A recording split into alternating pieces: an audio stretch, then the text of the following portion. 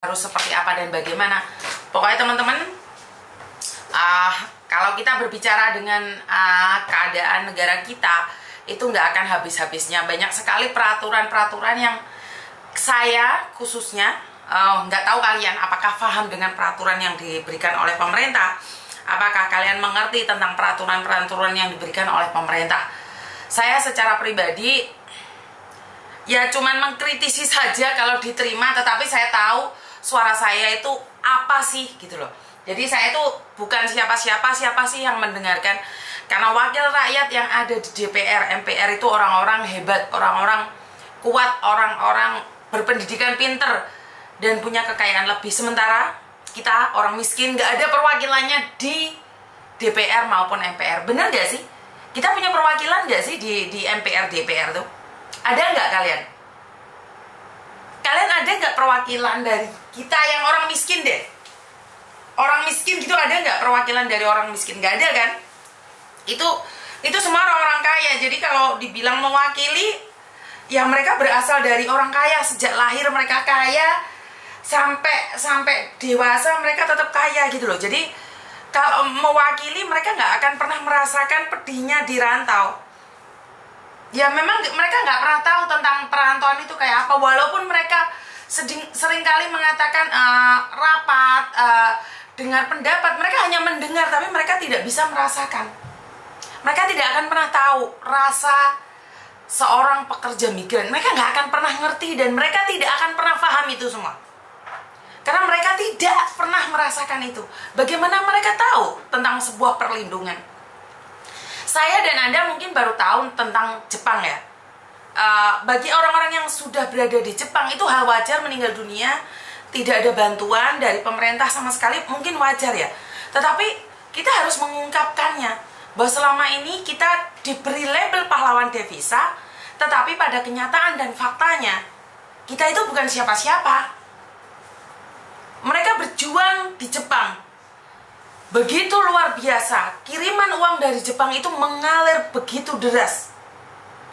Masa iya sih saat meninggal jenazahnya keluarga yang harus mengeluarkan sendiri? Setidak-tidaknya pemerintah juga harusnya ikut andil. Itu menurut pendapat saya ya. Jadi saya nggak tahu nih teman-teman yang ada di Jepang mungkin sudah terbiasa dengan keadaan seperti ini. Tetapi kita harus punya gebrakan juga ya, seperti pemerintah juga dong. Masa iya sih uang devisa dari Jepang mengalirnya begitu luar biasa? Di kasus Andre kita baru tahu bahwa di Jepang itu ternyata meninggal dunia bayar sendiri. Ini saya sangat salut sama anak-anak yang ada di Jepang ini. Wow, keren banget mereka. Jadi ini mungkin memang kalian udah biasa, udah tahu ya. Benar nggak? Karena kita nggak paham nih. Negara lain nggak paham nih. Sebentar ya. Ini sangat luar biasa sekali. Saya baru tahu. Ini kalau nggak karena kasusnya Andre, karena itu kalian harus beli BPJS ketenagakerjaan berarti. Ini mewajibkan diri sendiri membeli BPJS ketenagakerjaan. Ini buat teman-teman yang ada di Jepang. Karena tidak ada yang meng-cover dirimu tentang kematian, mungkin kalian lebih baik beli BPJS ketenagakerjaan. Karena di situ kalian meninggal dalam keadaan apapun, itu masih di cover BPJS, yaitu mendapatkan santunan 85 juta. Mendapatkan santunan 85 juta. Dan jika kalian punya anak, itu anaknya masih mendapatkan santunan juga. Ini khusus buat Jepang ya. Mungkin saya tidak kenal Jepang, tapi ini alangkah baiknya. Siapa sih yang kepingin meninggal? Tetapi ternyata di Jepang itu ada istilah-istilah yang saya sendiri tidak paham. Makanya saya ingin belajar banyak tentang teman-teman yang ada di Jepang nih. Tetapi coba deh kalian satu aja pakai BPJS ketenagakerjaan yang hanya mengcover kematian. Karena BPJS ketenagakerjaan itu tidak ditanyakan meninggalnya karena apa. Ini mungkin BPJS ketenagakerjaan harus sosialisasi ke Jepang nih. Wajib. Kenapa? Kita nggak usah ngomong yang lain-lainnya seperti apa dan bagaimana. Bisa di cover meninggal di dunia itu aja wes. Untuk Jepang ya. Karena kalian itu resmi, kalian itu di diakui oleh negara. Kalian bukan kaburan seperti Kamboja.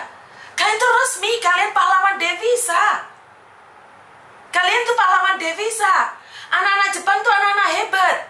Aliran dana dari Jepang ke Indonesia itu sungguh luar biasa sekali. Satu orang gajinya 30 juta. Dikirim semuanya ke Indonesia. Iya, yang 30 juta. Bagaimana dengan yang 40 juta? Kenapa negara tidak memikirkan ini? Saya rakyat biasa, saya baru tahu nih kejadian seperti ini. Saya nggak ngerti awal-awalnya kalau Jepang itu memang luar biasa, tetapi tidak ada gitu loh. Kenapa Pak Menteri-menterinya itu datang-datang ke sekolahan, memberikan edukasi untuk keluar negeri, ke Jepang, ke Korea. Tetapi mereka tidak pernah tahu keadaan Jepang. Ternyata meninggal dunia itu harus sendiri. Harus sendiri. Terus apa bedanya mereka dengan orang-orang yang meninggal dunia di Kamboja? Bagaimana mereka meninggal di Kamboja, dibeteti, sedangkan orang pahlawan devisa meninggal dunia di negara Jepang? Siapa sih yang ingin mati hanyut? Siapa sih yang punya rencana meninggal di jalan pas liburan? Gak ada. Tidak ada. Tetapi bagaimana perlindungan negara kita? Pertanyaannya hanya negara kita. Kalau meninggal di Kamboja kalian katakan tidak ada bantuan dari pemerintah, oke. Karena ilegal. Karena ilegal, saya pahami karena ilegal. Tetapi bagaimana dengan di Jepang? Pemerintah selalu rapat memberikan rumusan-rumusan tentang pekerja migran. Tetapi saya lihat orang-orang yang rapat itu tidak pernah menjadi TKW. Tidak pernah menjadi TKL. Mereka cuma merumuskan undang-undang. Tapi mereka nggak paham undang-undang apa. Yang meninggal di Jepang yang sakit TBC satu wilayah sama saya Cianjur satu. Nah ini loh yang saya katakan. Begitu banyaknya permasalahan di Jepang. Orang-orang Jepang begitu menutupinya. Tetapi kenapa pemerintah tidak tahu gitu loh. Ini ada satu kasus Andre, ayo dicari lagi.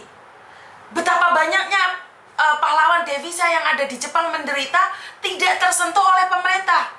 Ya jangan bacot doang gitu, maksud saya. Kalau kamu tidak tahu ya katakan tidak tahu. Ajak aktivis-aktivis di Jepang, orang-orang hebat di Jepang itu, libatkan mereka dalam susunan aturan pemerintah. Susunan kepemerintahan itu diajak, mereka yang dari Jepang itu diajak. Jadi jangan hanya mengetahui pahlawan devisa, sekolahan-sekolahan didatangi, ngapain? Untuk apa? Pemerintah katanya hadir untuk perlindungan. Pemerintah hadir untuk perlindungan. Dulu namanya Badan Perlindungan, sekarang sudah diangkat Kementerian Perlindungan. Tetapi rasa-rasa itu bukan rasa perlindungan, rasa penempatan. Masa iya sih pemerintah ingin terlibat, menjadi calo juga, makelar juga untuk keluar negeri, untuk ke Jepang? Giliran Bapak lengser dari jabatan 5 tahun. Kalau ada yang sakit, ada yang meninggal, Bapak udah cuci tangan, selesai. Udah, bye. Udah, jadi menteri-menteri aja, nggak usah jadi makelar. Jadi menteri kok makelar di SMA-SMA? Jangan. Udah, kamu tuh punya bagian perlindungan, ya dilindungin. Masa iya sih tugasmu untuk ngeluarin orang dari Indonesia? Benar gak sih? Kinerjanya rapat. Saya pernah ikut rapat, tapi saya nggak paham dengan orang-orang yang ada di dalamnya. Saya nggak ngerti dengan orang-orang yang ada di dalam rapat itu. Benar, mereka bicara pinter. Mereka berbicara tentang peraturan pinter banget. Pasal-pasal mereka ingat semua. Pemerintah itu tentang pasal-pasal undang-undang dasar itu paham semua. Mereka bisa berdebat begitu luar biasa. Tetapi cuma ngomong doang. Saat ditanyain keadaan di lapangan, mereka nggak paham. Mereka ada profesor, doktor, bahas tentang TKW. Tapi mereka nggak pernah turun ke lapangan. Mereka itu orang-orang hebat. Mereka itu punya pengalaman yang luar biasa. Di kampung mereka, di kota mereka, di negara mereka. Tetapi mereka tidak pernah keluar negeri. Bagaimana mereka tahu tentang mental orang-orang yang di luar negeri? Yang mereka tanyakan adalah anak-anak kaburan yang keluar negeri. Anak-anak yang tidak sukses di luar negeri ditanyakan. Tetapi anak-anak yang sukses sampai pulang tinggal nama, keluarganya nggak pernah tuh dilihat sama mereka. Kalian terlalu sibuk dengan rapat, bahkan memperkenalkan diri jabatan kalian. Anda sebagai profesor. Profesor apa? Saya tidak butuh profesor untuk berbicara tentang mental para pekerja migran. Saya butuh saat mereka menangis, dengarkanlah. Saat mereka terluka, lihatlah. Kami tidak perlu perharinya 3 juta, nggak perlu. Kami hanya butuh spot mental saat kami jatuh. Dan ingat, roda berputar. Tidak selamanya kami di bawah kok. TKW, TKL, PMI itu tidak selamanya di bawah kok. Ada kalanya kita bisa naik ke atas dan kita bisa membawa teman-teman kita sama-sama naik ke atas. Kalian terlalu sibuk dengan rapat kalian.